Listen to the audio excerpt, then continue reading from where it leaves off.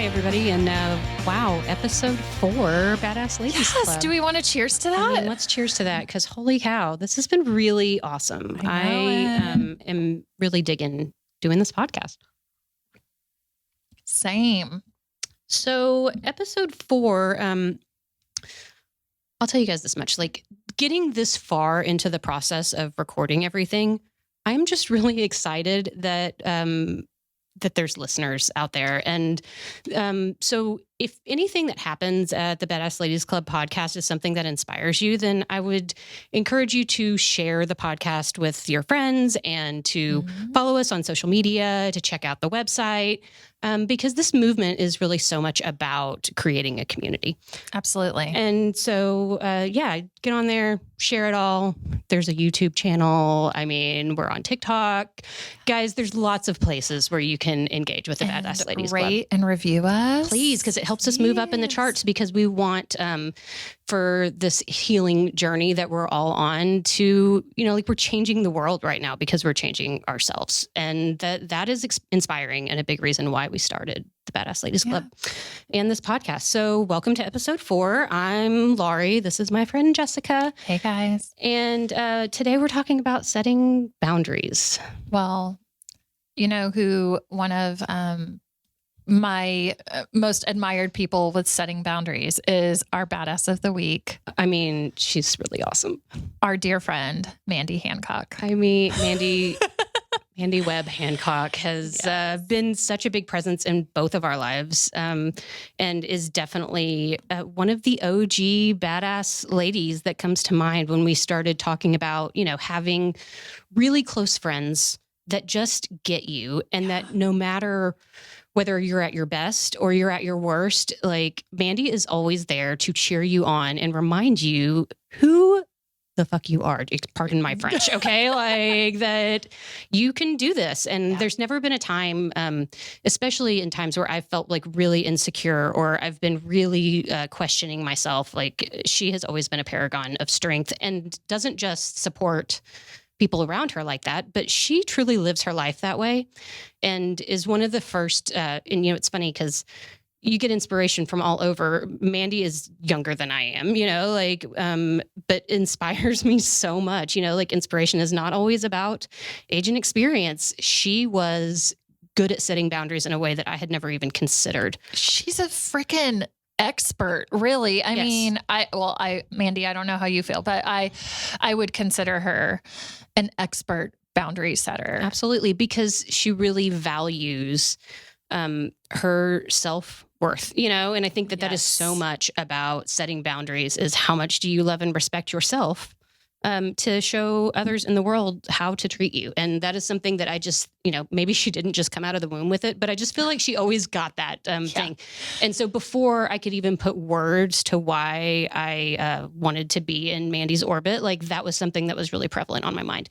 Mandy is the owner of Prominence Parlor, which is a beautiful salon of one. Mandy just Hancock. Yeah, like she is a solo. She's a one-woman show, guys. And she is amazing at it. She does beautiful hair and she has a really awesome sense of style and fun clientele. We have both worked with Mandy in lots of different respects in the beauty business. We've worked in the same salons before. We've done projects before on a lot of different fronts. And then she also has a newer business called Blissful Birth Education, where she has been, we were talking just on the last episode, she just had baby number 4.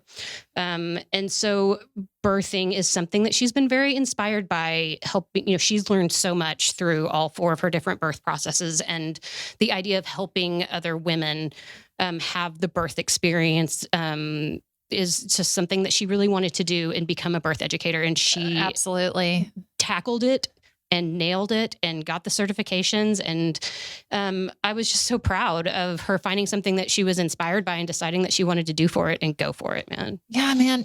Speaking as a mother myself, I have a hard time finding time to do what I need to do with one kid. Yeah. When she got this birth certification, she started it when she had 2, but then she got pregnant with a 3rd. Yep. She finished it with the 3rd. She's just had the 4th.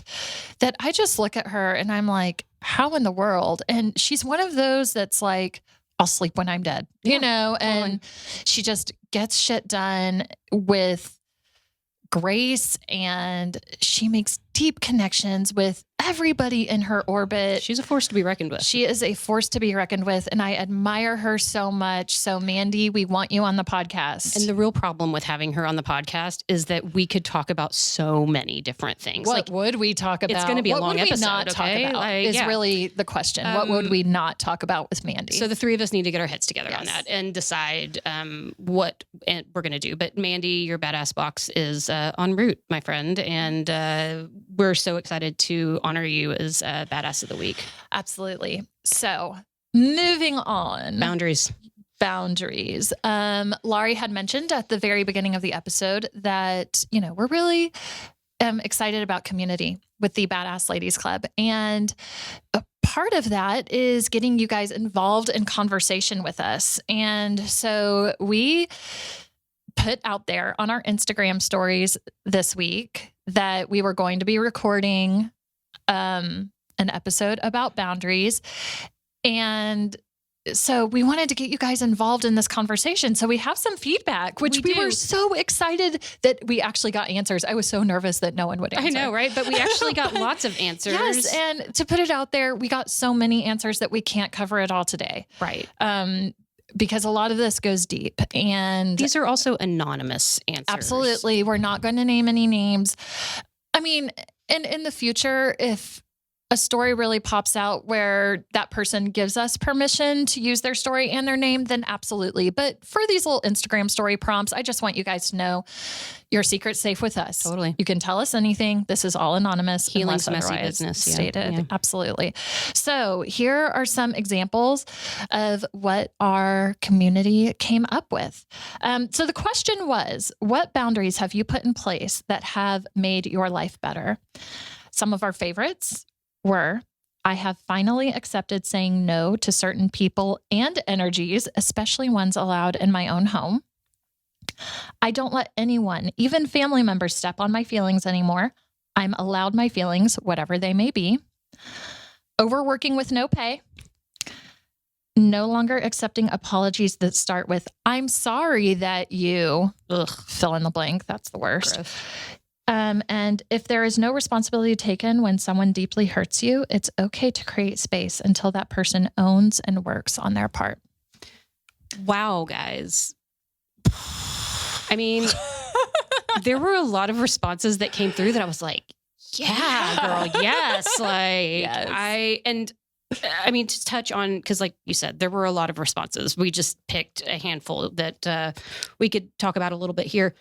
I loved the one that was talking about saying no to certain, obviously, like when you think about boundaries, our immediate thinking is, oh yeah, I need boundaries with people in my life, right? You know, like talk about the people that you got to have the boundary with, but people and energies that I can say no to. And that there's sometimes just an energy or a vibe that it's okay for you to say, yeah, I don't like the way this feels right now. Right. So I'm going to put a boundary up because this makes me feel the energy's not good, you know? It could be a place, you know, a place that you're not willing to be in or go to. Yeah. You know, the boundaries don't have to be just people. Well, or even like energies, you know I don't like the news. Like I would never watch the evening news like in my house because I feel like or any news really, because it puts an energy into my home that I have a hard boundary on. Like my home's my sacred space. And so especially during an election year, oh my God, like yes. when everything is so high stakes, it's like, and I want to be energy out of here. Informed, you know, and I want to know what's going on, but absolutely. I don't want that chronic energy in my home and my space. So yeah,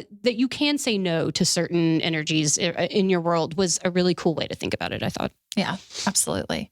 One of my other favorites was the no longer accepting apologies that start with, I'm sorry that you ... whatever that may be. Because how genuine is that? Not an apology, guys. No. That apologies. What's that quote? Apology without change behavior is manipulation. Yeah. Yeah, totally.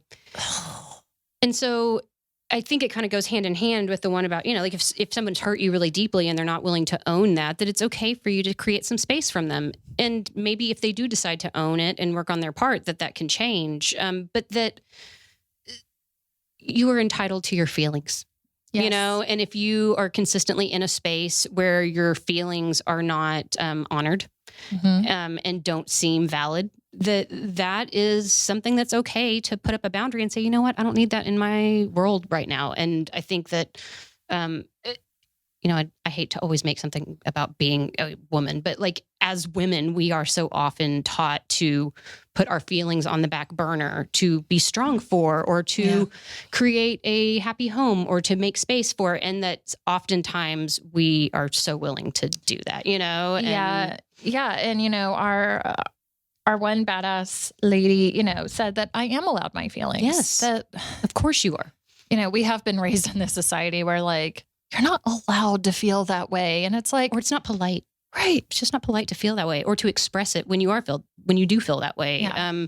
It gets you labeled a lot, and when men have really strong feelings about things, they're passionate. But when women have really strong feelings about things, they're hysterical, we're just emotional, crazy people. Right. So yes, it was really good to hear the feedback and keep on doing that. Yes, please. We want to hear when you guys are jamming with something that we said, and if you have perspectives on it. Like I said, so much of the way that we got responses were not the way that I'd ever verbalized it or thought about it before, which is why I love this movement right now. And guys, just to put it out there, I mean, we're going to keep on doing these Instagram prompts where we're going to be asking questions, but please feel free to DM us and give us ideas and say, hey, I think it would be a really great episode if you touch on this. Yeah. Or, what I heard you talk about was this, and I think you could spin off and talk about that. Or what kind of things are you, where are you at in your healing process right now? What's been really relevant to you? I also am all about getting feedback about people that you think should be badass of the week. Yes. Because there are so many amazing badasses out there that maybe we just haven't had the privilege of coming into contact with. So if there's a badass lady in your life that that she is inspiring you and she's doing the work and she's creating space for others to be able to do the same kind of work, those are the badasses that we want to be able to honor and expose as many people as we can. Right. Because Lawrie and I, we have our circle and we have a long list of badasses of the week that we're going to come up with, of men and women. Yes. A lot of them being well-known figures though, so we have talked about the fact that we need, our everyday people out there who are serving their local communities and being an inspiration. It's those people that sometimes make the biggest impact in our daily world. It's awesome to look at somebody who's a public figure that has a lot of eyes on them. A lot of times those inspirations are closely curated, and that to find people that are just out there doing life, that is oftentimes the most inspiring thing for me. Okay. All right. So let's talk about setting boundaries. Yeah. Yeah. So let's start with how boundaries are sometimes uncomfortable to put in place, and how that starts. I have a lot to say about this, I feel. Because I'm learning it. Well, as we speak. And that's part of why, like Jessica was saying, we have so many ideas about topics and things we want to talk about. But what we're finding the more that we work on this podcast is that the things that we're currently going through today tend to be the things that we can speak to the most in the present. So creating boundaries is hard because to create a boundary, you have to break out of your current reality enough to either have a difficult conversation or to break a habit or a behavior somehow that's not serving you. Yeah. And we're not geared for that. Naturally, I don't think. Yeah. So I feel like there are two ways to set boundaries, right? You can address it with that person, have that difficult conversation, and how they take it is a reflection of their own story. Yeah. Right. That if I've learned anything in my adult life, it's that how people react is just a reflection of themselves. No one does anything because of you, Right. is what I'm saying. Is that, like, if I'm laying a boundary down with someone and I don't like their response or their reaction, it's not because of me. It's because of their own story and their own experience. Yes. And that's also something to be honored. Maybe that, okay, I may not agree with it. That hurts me, but that's their experience. And I have to live with that response or reaction. I mean, that when people react, because no matter what, like if you are going to set down a boundary with a person, and that oftentimes that comes, sometimes it's like straw that breaks the camel's back, where you just snap and you're like, oh my gosh, we have to talk about this right now. Sometimes you organize space for that, but like you said, people are reacting sometimes to the way that it makes them feel. And, coming off of episode 3 and, feelings are for feeling, that when you do set a boundary, that it's not always just a one-way street. Like I know oftentimes when I was younger and maybe not so aware or respectful of other people's feelings, like I was on a mission, like I was going to put down a boundary because I respected myself and I didn't want that disrespect coming at me. And it was all about me. It was me. Yeah. And that a lot of times you're having these interactions with people that are important in your world for some reason. Yeah. And like you said, they are having their own experiences, and that to create, it's a two-way conversation with boundaries, because oftentimes you didn't get there alone, right. And so talking about setting boundaries with others is really uncomfortable. Yeah. And doesn't always turn out the way you think it's going to, like it's challenging. But I have a question. Okay. Lay it on me. And we're going to talk about this later in the episode, but I just kind of want to introduce this idea too. So we're talking about laying down boundaries with people and having that conversation and having that, I don't know, maybe the word isn't confrontation, but in a lot of instances it is. Sure. Do you think that you owe it to that person or yourself to have that conversation? Or is it okay to not and just say, this is a boundary and I don't feel like talking about it right now, but that this is just the way it needs to be while I deal with what I need to deal with. Absolutely. Yeah. That it doesn't always have to be a conversation, that it is okay. Right. Yes. I mean, I think that's okay. And it's so funny that you bring this up, because I have been accused of being confrontational. I don't know if you know that about me. No. But I think it's not that I'm confrontational as much as I don't like things being unresolved between me and people that I love and care about. And so I would always rather just go straight to the source, and what you're pointing out is that sometimes not everybody's like me, and that it's okay to sometimes just know internally, okay, this is a boundary I have. I'm not ready to talk about it, like I'm not ready to go there yet, but that doesn't mean I still don't deserve to have this boundary in place. Absolutely, and because that's what I'm working on, with some things going on in my life that, I've laid down boundaries with some people that I haven't really addressed with them. And I hope I don't come off as like an asshole or anything. I'm not ready to address that. Yeah. And that I have a lot of work to do on myself. Yes. Before I'm ready to even confront those feelings. Yeah. And maybe not the feelings, but I'm definitely not ready to confront those people about that boundary. Yeah. That boundaries come in a lot of shapes and sizes, and that no matter how you're feeling about it, that it's valid and okay. Well, and they evolve sometimes too, Yeah. like right now, in the space of like, I'm not ready to confront all parties involved, that boundary might evolve as you process more, about what you're going through, and that is also something like in being someone who tends to be more confrontational, like when things are not going right between me and people in my orbit, like we've established, like I'm a fixer. I'd like to fix this situation right now. And that not everything needs to be fixed on my timetable, you know? Is that a Cancer thing? I guess. I don't know. Like, because I feel like the Capricorn in me is just like, cut people off. You know, you're dead to me. Right. Like, You're dead to me at the moment.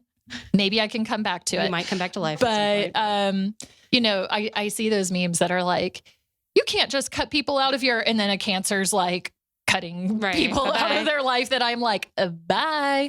And not that it's that easy. It's definitely an emotional process, but that it makes me, it's kind of like the comic relief I need in the moment sometimes when I'm thinking about boundaries. Right. Yeah. Well, and that a lot of times, I think maybe it's more of a first child syndrome that I have as opposed to a Cancer thing, you know, like that I like to take on responsibility for other people's feelings a lot. And I do think that's a little bit of a crab thing too, you know, but because I'm the firstborn too. And you're not so much like, and I'm not like that. It's got to be a Cancer thing. But maybe, I don't know, maybe it's a combination of the two of you. Who knows? But what I do know is that it's also something that is kind of in this codependency conversation that we have a lot. Yeah, we were having that a couple episodes ago, the codependency conversation. I'm not okay if you're not okay. And if you're not okay, well, then what do I do to make you? And that boundaries kind of fall on the opposite end of that, where I'm like, okay, am I okay?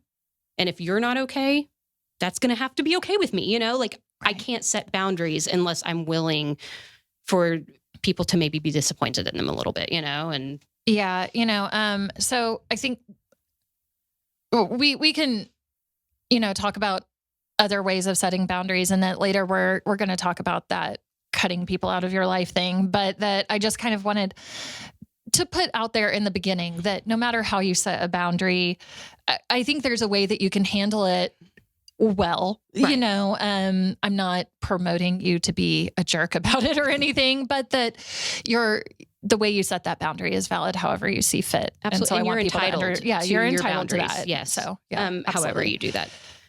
So I guess some other boundaries that we have talked about before, like, you know, I was talking about the news and, you know, my house as far as like being on TV or whatever. I definitely feel like this has been my year of social media boundaries. Yeah. Where and sometimes, you know, like everybody tries to roll straight to like politics or disagreements or whatever. That's not really what I'm talking about even. I just mean like sometimes because I have my own damage that I'm working on, there are things on social media that I see that are really upsetting for me. And that at a certain point, I just had to understand that it was my experience, and that when you're doing the work, sometimes you have to remove the things that are bringing out the worst in you, you know, and absolutely. I've had to, and it hasn't had anything to do with other people. It's had everything to do with me. Right. It's the reverse of what we were talking about earlier, that, you know, nothing you do has... I'm not doing it because of y'all. Like, I'm doing it because of me. Like, I need this. We shouldn't take those things personally. That it's really everyone's working on their own shit. Totally. God, especially in 2020. Yeah, I mean... It is the year of working on your own shit. Like it or not, girl. So yeah, that I've had to set some really important boundaries on my own social media experience, just because my peace of mind and my mental health and all of those things are very valuable to me right now. And I have limited emotional capital to spend on things that are upsetting. Well, and it's so interesting as one of your best friends that people feel like they can talk to me about that kind of stuff. And so I've had people say, why did Lawrie, oh my God, fill in the blank on social media? Why did she do XYZ on social media? And I'm just kind of like, maybe you should ask Lawrie about that. Because we share a brain, right? Like, right. That I know exactly what's going on in your head, and that sometimes I'm responsible for you, apparently. But yikes. You don't want that, trust me. I don't. For the record, I don't want that, anybody listening. But no, that it's happened. And I'm not just talking about one person, that multiple people have come up to me, and that your presence on social media, Lawrie, is being watched and noticed, and that people are talking to me about it. And I'm like, you know what? Maybe you should ask Lawrie Wallace about that. And that, you know, she's doing what's good for her. That's all I've said. Right. She's doing what's good for her. She's doing what she sees fit. And that I think that because of our close relationship, people feel like we do a lot of the same things, but that I haven't done those things on social media and that you have, that they're like, what's wrong? Well, because we do have very different social media approaches sometimes. Yeah. But I do know that for myself, just in the last, we'll even say 6 to 9 months, I've gotten really connected to the idea that being who I am and embracing that and not overthinking so much about how that will be perceived on social media. I have always colored myself as a leader or, like somebody who is going to be an influence on other people, whether that be in my work life or with the tiny people that I love or any of those things that I always felt this big responsibility to present myself a certain way in a public image. And the more that we're all learning about social media anymore, because daily I see, like I'm 42, I know what things were like before you had tiny computers that you walked around within your pocket, like the world is different now, that the best thing I can do if I'm any kind of influence on anybody is be me. Yeah. And that's hard in such a public way. But if I'm not brave enough to embrace that and put it out there because it's authentic to who I am, then I shouldn't be on it at all. And that is different. And I think because it's different, that's why sometimes people come to you and are like, is Lawrie okay? Because she's like a whole new, like that may be part of that. Yeah. So kind of on the same topic, but not quite. And I swear this is all connected, but we have an upcoming episode that has to do with social media that we're recording soon. So I did my homework. I watched The Social Dilemma and I'm terrified. Oh my gosh. But I just want to put it out there that if you haven't watched The Social Dilemma on Netflix, you need to get it. And we will be talking about that very soon. Yes. And so this is all full circle. It has, But that social media is not a person I need a boundary with. It's a experience I needed a boundary with, Yes. And so that can be true of so many digital experiences that we're all having. Even just like binging seasons on Netflix, like that sometimes when I'm doing that, perhaps it's because I'm ignoring another something in my world, and that especially in quarantine, I had to be like, okay, Lawrie, you already watched the whole season of Too Hot to Handle. Like, there's no reason for you to watch any more Netflix. Like, get up off the couch and do something productive with your life. Like, that needed to be a boundary. My quarantine Netflix binge, which I would love to binge, but I have this tiny human to take care of. Totally. So I'm not as much of a binger as some other people, but my binge was Ozark. And oh my God, it was for the record, Jason Bateman, if you're ever listening, I'm so I love his work. He's brilliant. He really is. I don't love watching drama series that I can watch a drama movie if it takes up 2 hours of my life. I'm like, okay, sure, whatever. I don't like drama series because I feel like life is hard enough. Right. And especially in 2020 that I don't want to binge drama, that I'd rather binge Parks and Rec and happy laughing. Yeah. Watch Amy Poehler all day, every day, which by the way, for the record, I still do. But even though I've seen Parks and Recreation from beginning to end, I'm not kidding when I say like 5 times. That I've watched that whole series multiple times, that when I'm on that last episode of season 7, that I start back at season 1. It is my happy place. But that watching Ozark and binging that through quarantine, it was dark. But so good. It really was good. Yeah. If you haven't seen Ozark, you should watch all 3 seasons. But that it definitely affected me, and that I was like, whoa. Maybe I should see out of this for a minute. Like, back to Parks and Rec. I can't. No more intense drama. Right. No more intensity. That it definitely affected my mood for sure. Life is dark enough right now without piling on top of it. Yeah. Or even just, I know oftentimes when I traveled a lot for work, so pre-COVID situation, I was on the road on the weekends a lot, teaching classes or doing shows or whatever, that I kind of became this yes girl, that if I got presented with an opportunity to teach a class or to do a show or to do something that I knew would be fun and exciting and definitely like move my career forward, my answer was always yes. But I never even considered like, do I have energy, The time, space, the energy. time, like my answer was Same. always yes. And then before I knew Absolutely. it, I would look at the calendar and I would have like 6 or 7 weekends in a row where I was out of town and then was at work during the week. And that it just became, and I always had this space in my head where I was like, okay, we'll do it now. Like you just say yes, because you can't turn down an opportunity. You may never get that opportunity again. It may be the opportunity. It may be the one, Right. And so at a certain point I had to decide, like, I have a husband and a marriage, and there were things that I wanted to do with my family and personal time, or, like I would be going months and I wouldn't have seen my parents, or, like I had a young niece in Colorado and I wanted to go visit her. And so I just had to step back and look at my calendar and block out weekends that were non-negotiable.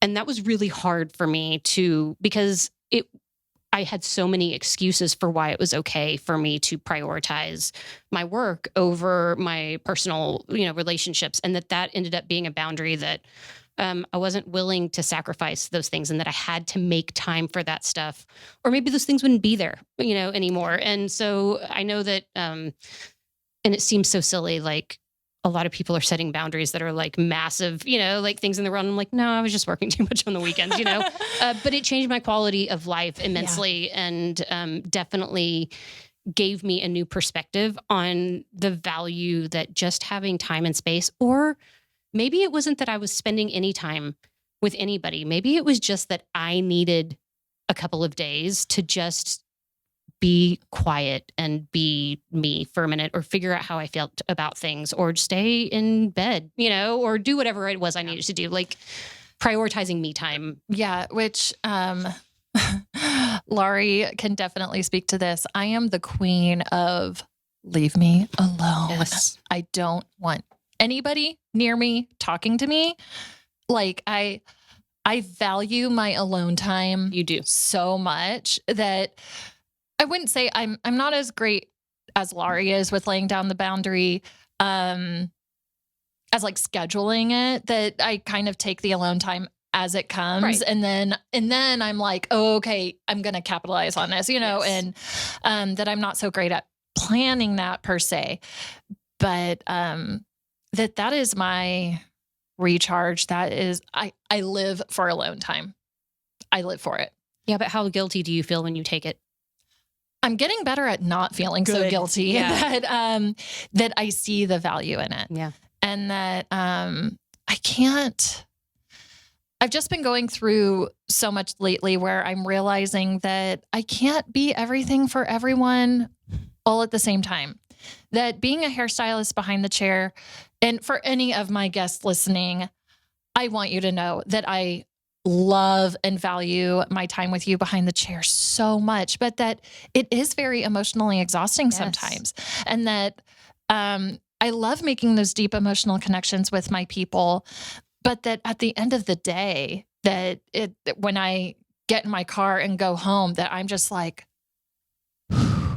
you spend a lot out, you know, like when people come and receive services, that there's so few industries left where you actually get to touch people. Where it feels good. We're not talking about like going to a dentist where you're like, but coming and getting your hair done, like people, it's something they just do for them, and that they do release so much. Yeah. It's part of the magic of it is part of the magic. So for anyone listening, I don't want you to feel it's like, not bad. Oh, I shouldn't bring that up to Jessica. Like, I want you to talk to me because honestly, to my clients, you give me so much inspiration, especially for things that we're talking about on the podcast. Right. So I want my clients to be part of the conversation too, as far as what we're doing. Yeah. But that sometimes it's emotionally taxing. Yeah. And that that is where I've started to really cherish the quiet. Yes. A really interesting example of that is old Jessica. Okay. The old Jessica. Tell me about old Jessica. She would work all the way through the day and not take a lunch break. I would. Frequently. It happened a lot. And I remember it was probably about the time that you got pregnant where lunch breaks were like, no, you have, like, I forced you, you know, forced me to take lunch I blocked breaks. them on your books. They were X number of hours apart. They were 30-minute, you know, like that you were forced to eat and sit down and rest. Otherwise I wouldn't. She wouldn't, like robot style, get into it. So that happened. And then even, you know, 4 years later, that now when you have a lunch break, which maybe is not as frequently as when you were pregnant, but still happens, you know, that oftentimes you would use that time to like enter formulas or tear foils or do things that were related to work. And now you will go get something to eat and sit in your car and have space for a minute. And that is something I have noticed that you do now that you didn't do before. That now I'm a little cranky when I don't get my lunch break. And I love that because I don't know if that was like a purposeful boundary that you put in or if it's just something that kind of evolved. But I think it evolved. But I do think that it's been great for your workflow. Absolutely. Yeah. That I feel like I can give more. Yeah. When I can sit down. I'm not going to lie. Every now and then, if I'm working a shorter day, like my 9 to 4 days, I can probably power through without a lunch break and be okay. But those long days where pre-pregnancy, I'd be like, I can work a 12-hour shift and not Bring eat. it. Give me a Tic Tac. I'm fine. Give me goldfish. I could power through. Oh my gosh. It's so true. That now on those long days, it is kind of a non-negotiable that I'm like, no, I'm a human being. I'm a human. Everyone who has ever worked at the salon knows that along with, you know, as we said in episode 3, I have this reputation of having a black heart. I also have the reputation of being a robot. This is true. That was also a big eye-opening experience that, like, at first I took it as a joke and I was like, ha ha ha, that's funny. They all think I'm a robot. But then I was like, maybe that's not a good thing. That I need to work on that. You know, that I think that it's good when it comes to behind the chair and that I feel like my work is precise, you know, but it's also, dear Lord, part of the, it's part of what we got to do to get through whatever it is that we're doing. Like everybody has different workflow. And what I see that other people translate as robotic sometimes is that you're very efficient and that you work in that efficient space so well that, you know, people, and we've talked about this a lot with being able to compartmentalize the way that we feel about things, that sometimes you got to put it on and it's how you make awesome things happen in your career. And that gets translated as robotic a lot. But I also think that that's badass. You know, it's part of why you are who you are. Well, I'm trying. You're doing great. But, yeah, that having that lunch break has been a new boundary for me. Yes. I'm very proud of myself for evolving that way that I never would have thought ever. And it's whatever it cost you to put that space there, the value you get out of it, you can't put a dollar amount on that, you know, like it's totally worth it. So yeah, those boundaries are for me, but let's talk about boundaries when other people are involved. You know, it's so funny because when I first started trying to figure out this episode, I was trying to think about like, okay, Lawrie, where in your life have you put down boundaries? You know, like what's something that you can share? And all of the boundaries that came up first thing in my head were always boundaries that involved other people. So, and why is it so much easier for me to put down a boundary when it involves someone else? Like I'm way more inclined to say, no, this you want is my feedback on that? Unacceptable. Like, yes, tell me, why is that so easy for me when other people are because involved? You and I are very similar in this aspect, but I didn't really think about it until now that because you are that natural born leader, as I feel like I am too, is that it feels good to protect people. Yeah. And that, and I don't want to sound selfish. It just, be selfish, girl. Do it. When I'm laying down boundaries when other people are involved, Lawrie is really great at this. She lays down boundaries to protect the team. Yeah. Right. That, it's kind of like the savior mentality that, I have an obligation to these people. Right. Yeah. if I don't do it, who will? Right. You know, and that They can't save themselves. right. Yeah, no. That they're helpless if I don't. That's you totally know? an ego thing. Which is a whole nother episode, guys. we were talking working on about an ego episode that I can admit that it does come with an ego. Yes. When you do set down those boundaries for Absolutely. other people, it's really easy to say, oh, no. You're not going to treat my friend this way. Yep. You're not going to treat my team member this way. You're not going to treat my child this way.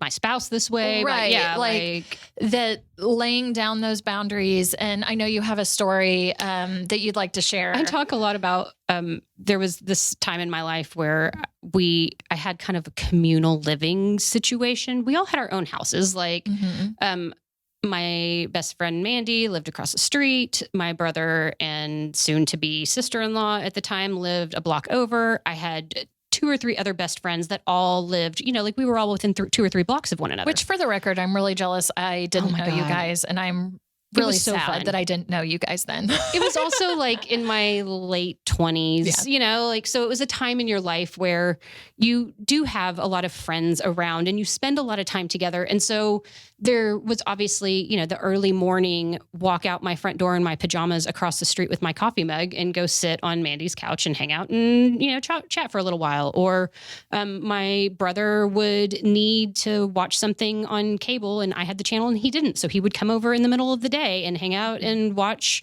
I don't know, football or whatever it was that he was, watching. Like that when somebody needed something, like my friend would want to borrow a pair of shoes. So she would come over and I would be at work and she'd get in my closet and she'd borrow my shoes. Like it was that there were no boundaries. No, we had no boundaries between each other's houses. Like we were always having family dinner at a different night or, like that you moved in and out of one another's spaces because we all had keys to each other's places or we knew where the key was hidden, and so that worked for me because the people I was doing it with, I think especially because it was my brother and we were siblings and, things were always shared between us and that I'd always had that relationship with Mandy and, all of the people that were involved, that was cool by me. But I had Aubrey who I lived with, and so when we all moved in and we were all so close together, that all happened really fast. And for him, it was very different to have people be in your space, especially when you weren't home. Maybe not occasionally that was such a big deal, but like it was daily, sometimes multiple people a day. Right. And he's like, who's been what in is my house? happening? Like, yeah. Right? Or like, I put this over here and now it's over there. Because or I'd like to think that I know Aubrey pretty well and that, Aubrey is not as much of a social creature. Let's be real. Like, yeah. I am the social creature in the relationship. Aubrey is, he's just antisocial is probably an okay word for it, but not like he was. I guess that's the other thing. People change, man. And Aubrey is a lot less antisocial today than he was 10, 12 years ago, which is, when we're talking about anyway. I don't think that I even became friends with Aubrey until last year. And I've known you for 10, He's also very years. Selective about who he will spend time with, so, Aubrey has boundaries in place. He's great at that. Aubrey is great at boundaries, actually. He's an inspiration where that's concerned. But back to our story, like there became a point where he really told me like, this bothers me, this is not working for me.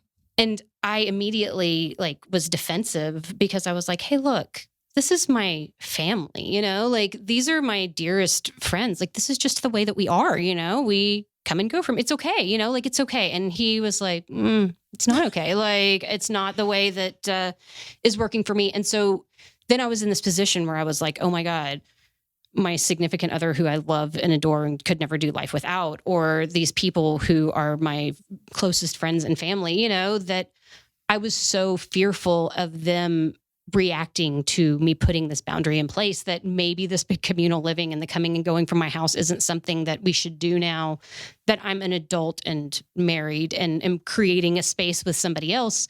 That those are really conflicting feelings when you're at that age where you start to get into your late 20s and early 30s and you're trying to decide, like, do I have this more college crew mentality versus a adult functioning relationship mentality? Question. So I didn't think about this. You and Aubrey were probably the first to be married out of your friend group. Yeah, but I'm also a little bit older than most of my friend group too. But that this was before anyone was getting married and having babies. Oh yeah, nobody. That you guys were kind of the first of your group to establish family. Yes. In a legal sense. And then none of us were familiar with that line that you end up creating where you're like, no, this is my husband and this is the way our... Right. But I also did not... You were the pioneer with your friend group as far as that goes. But that's true. And that establishing that, once I did it, it actually was not that big a deal. Right. I was way your friends more... are awesome and love you. Totally. And, they also loved Aubrey and kind of like immediately understood when they looked at it from the way I was explaining it, that they were like, yeah, no, maybe we should chill on that. And obviously we'll still have coffee in the mornings and we'll still have family dinner and we'll still do all of that. Maybe I won't break into your house during the day when you're not there. Totally. And that... those and or I'll give you a heads up. Right. I'll let you know I was coming by or whatever. Right. Like it wasn't like we didn't want to hang out with people, but that his feelings were valid and that I needed to establish that my relationship with him was a priority in my life. And if there were things that were going on that were making him uncomfortable in his home, that's not okay with me, And if that's caused by people that are in our orbit, that we just got to be able to talk about that and have that healthy boundary there. And like I said, I was way more worked up with it before I did it. After I did it, I was like, oh, that wasn't nearly as big a explosion as I thought it would be. Right. That the anxiety is always of worse. Setting the boundary is always worse than actually setting the boundary. Because then you're like, way too hard. Oh, this weight is off my shoulders. Yes. And then I wasn't better in the middle either, and I always think that is part of my own anxiety is when I feel like I love this person and I love this person. And I feel this like struggle between keeping everybody happy, that sometimes that's all in my head. And that's not really what's going on, and that being able to speak the boundary and then have it and everything be cool and us all move on with our lives. Like that was the first time where I was like, wow, that feels good, Yeah. And so, that was an example of a time where I had to set a boundary. Yeah. When I have to think of an example of setting a boundary, one story comes to mind, and I don't want to name names because I didn't okay it with, the person who this story is about, but one of my dearest best friends, and this is when I was pregnant. All the stories go back to when I was pregnant. That was a big time. It was a major time, yeah. Life-changing time. Totally. It was before I knew that Adelaide was a girl. I want to say it was around 19 weeks, because we found out at 20 weeks. But so one of my best friends, I would call my soul sister, best friend since the 7th grade. She was struggling big time with her mental health. And I hope that she can come on the podcast one day and maybe talk about it a little bit, because I think her story is so inspiring and how she handled it. But that, my best friend was struggling big time with her mental health, and that, I was pregnant. And so a lot of things were changing for me. And, this thing happens when you're pregnant where you're like, I got to get all my fun out, and, obviously it's not like I could go party or anything, but that I really wanted to embrace time with my friends. She was struggling so deeply that it was bigger than I could ever realize. And she kept on bailing on me. I would even go as far as saying ghosting me. I would work a long day at the salon. I would come home. I would get ready to go out, and she would either cancel on me or completely ignore my calls and texts altogether. Oof, that hurts. And if I have one big pet peeve, and this is probably coming from a hairstylist perspective, I cannot handle people disrespecting my time. I don't care who you are. Don't disrespect my time. Yeah. My time is valuable to me. And so when this kept on happening repetitively, and by the way, this was nothing new in our friendship. Okay. She had done this before. Right. But I wasn't pregnant then. Yeah. I had the time to just be like, whatever. Yeah. But when you're pregnant and like emotional and hormonal, that things just become more serious, right? And you're about to introduce this little human to the world. And so she had done this enough times to where I was like, I'm just really not feeling this. I'm not okay with this. And I was doing her mom's hair at the time, and my best friend's mom, expressed to me how worried she was. And basically I I kind of made a plan with my best friend's mom to show up at the house that night unexpectedly without telling my best friend. It's like, well, you bail on me, I'm going to show up, Here I am, like it or not. Here I am. You have no choice but to face me. That my best friend's mom was like, yeah, just walk through the door. It's fine. Come over after work. How confrontational of you, Jessica. Which I'm not a confrontational person. Not. It was very different for me. I was so scared because I love her so much, Yes. and that, so after work, I went over there unannounced. Well, to her, of course, her mom knew that I was coming and that she was like, what are you doing here? And I was like, we got to talk. And we sat down and, my best friend, she was going to be, and is, by the way, happy ending to the story, but she is the godmother of Adelaide. Yes. And, like I had said, I didn't know whether Adelaide was a boy or a girl at the time. And I just remember talking to her that, I'm about to bring this little human into the world and that I'm okay with you bailing on me, but this is happening so frequently that I'm worried for our future, that I can't name you the godmother of my kid and be like, Tia Jackie's coming over. Well, there I go. There you go. I'm sorry, Jackie. I'm sorry. That, Tia Jackie's coming over and then have you not show up. And that, I was like, you've got to get it together. Fierce mama bear, man. And that it was a mama bear Yeah. moment. And God, looking back on it, I wish I approached it differently.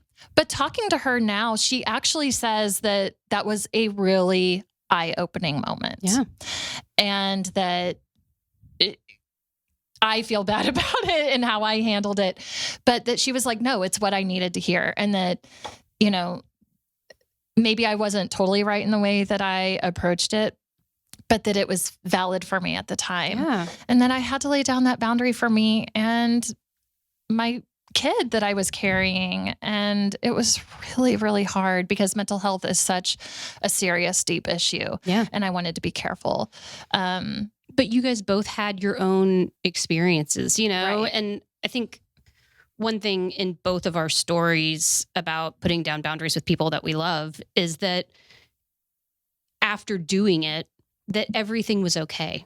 Yes. And that, yes. and that especially when it's like that the boundaries are the hardest to put down are the people that you love, and you don't want them to be upset or disappointed in you or any of those things, but that people that really love you are going to honor the fact that you set a boundary with them, and that oftentimes it only makes your relationship better, not worse, and that Absolutely. is Like our relationship got so much better after that. And, I'm not saying that everything was perfect and that we never, of course not, bailed on each other, Right. From then on.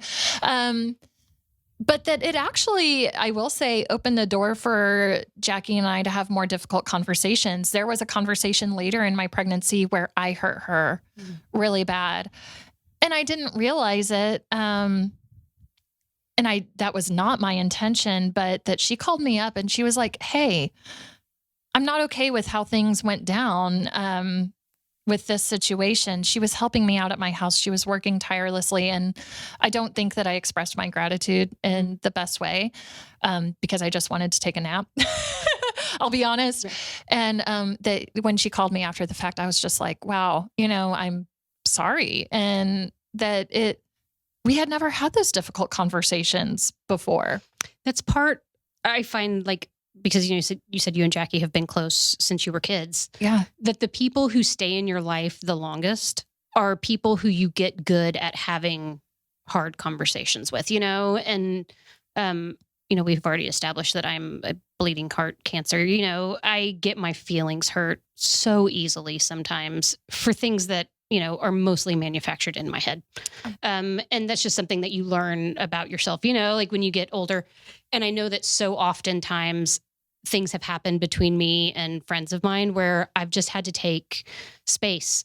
Sometimes it's my closest friends, and sometimes the space has gone for years. And that forgiveness is a really big part of that. And that Mhm. doesn't really have anything to do with them either. Like that's always an internal journey, you know, that I have going on, but that people who love you don't go away. Yeah. And even though I've had space from people sometimes for years that are important in my life, if we really truly love and honor and respect one another, then we can give each other the space. And we can come back to each other if that's what serves us in that moment, you know, and it's that whole, like, sometimes you got to let things go and see if they come back to you, you know, and so that you only understand with more time. And so time and maturity for sure. for real, man, like, Yeah.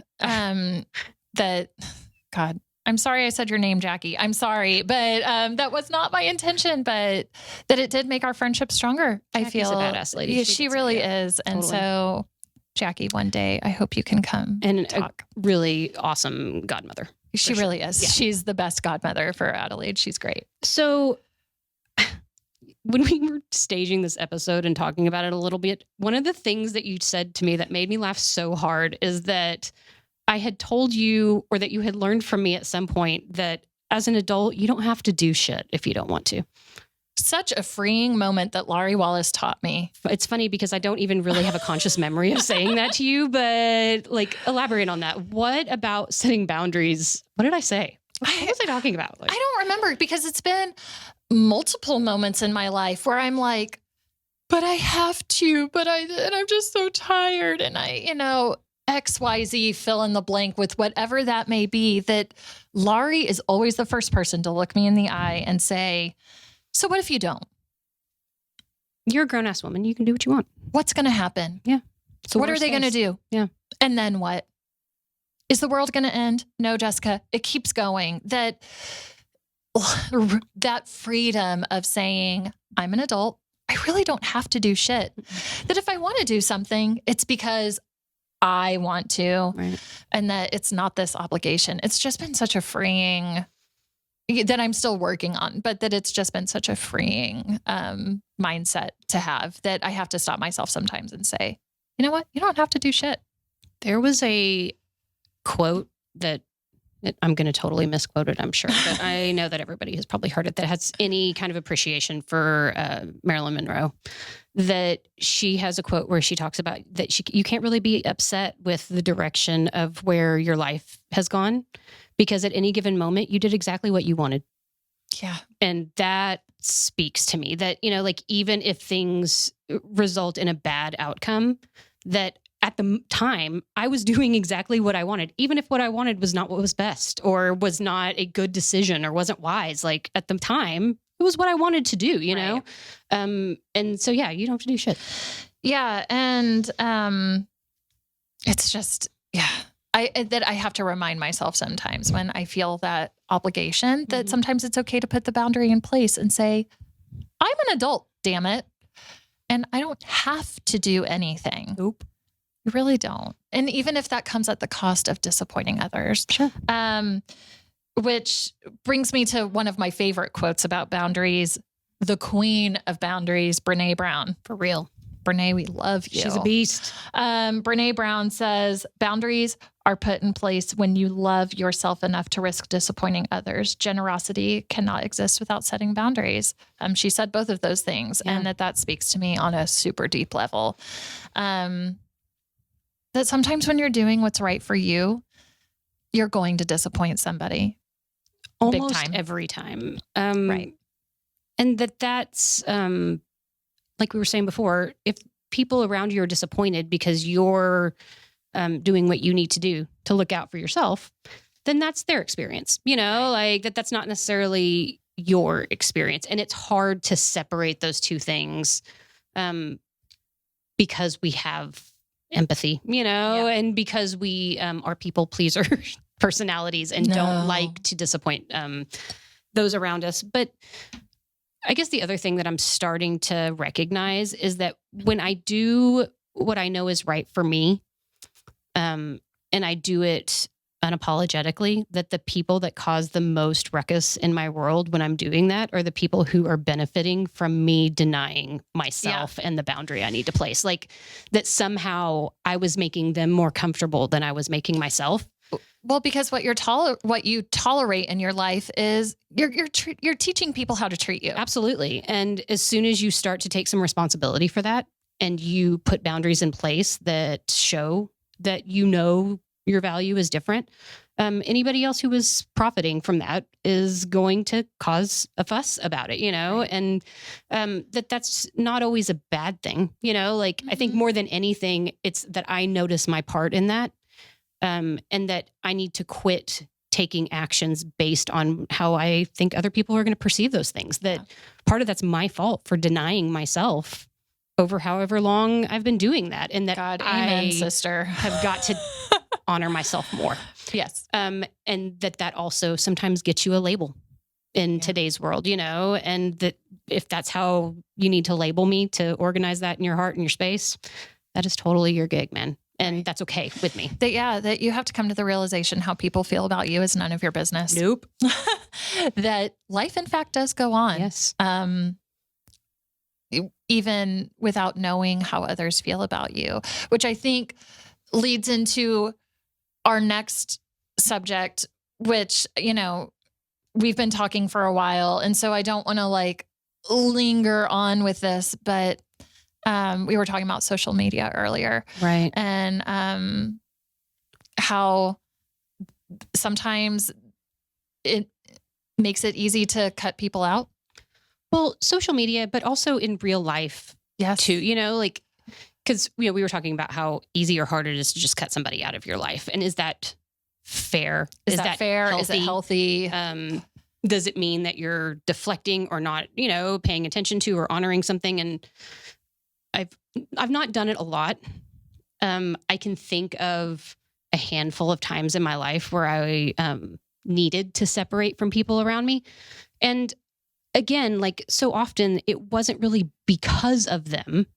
It was because of me. And that you create attachments to people in your world sometimes that are serving for me, the old me that I'm trying to grow through and out of so I can be who I am today, and that you are the sum of the people that you spend time with. Absolutely. And that not everybody brings out the best in me, and that I don't need, that I have, my time. When we talk about time as having this value to us, and especially as I get older, I realize if I'm going to, for example, produce and create a podcast with you, that's going to require that we spend a lot of time doing that, and that I have limited amounts of emotional space to share with people. And if you don't make me feel great, and supported, and if I don't trust your methods and I don't trust where you're at with me, that I just don't have time and space in my life for that. And so it's made it a lot easier for me to set boundaries with what I'm not willing to accept. Sometimes not even with friends. Sometimes it's just acquaintances or, people that I know on the fringes. I can love you and not spend time with you. Yeah. Just because I think you're awesome or I love you doesn't mean that you're somebody that I choose to have in my life every day or every week or however frequently, we spent time together. And that is really difficult, but also really rewarding to set that kind of boundary and to see how it just changes my experience on a daily basis. Yeah. And I can speak from a social media perspective that sometimes laying down that boundary, it's so hard on social media because you love people, right? And that you're friends, with people on social media who you love and admire and respect, that you don't always agree with, right? And so their opinions, and I'm not just talking political, I'm talking about all aspects of life are just kind of thrown at you. Yeah. And that you kind of see people's opinions, whether you want them or not. Right. It's almost like unsolicited advice, that you're I don't need this or I didn't need to know that. I didn't need to know that. It's tricky, when you care about someone, but that there is a boundary there, whether it's on social media or not. Well, but that's also part of this construct of having social media at all, because I'm going to be real right now. I don't have a lot of friends.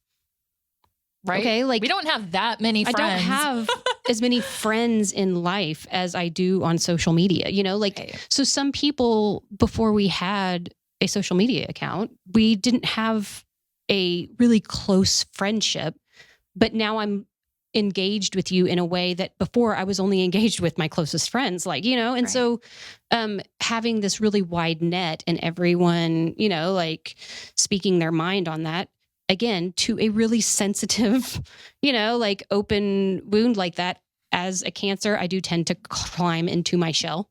Yeah. Especially when I feel hurt or misunderstood or that things aren't going, well. And so, I definitely have to have that turn into myself time. And I think that's been a big part of the cutting out of people, which I haven't had to do in a while, but it's been something that, looking back on it, I've only grown in a way that I could have never grown if I hadn't been willing to draw that line in the sand, and say, this is who I am, and where I'm going just doesn't fit with that anymore. Take it or leave it. Yeah, there it is.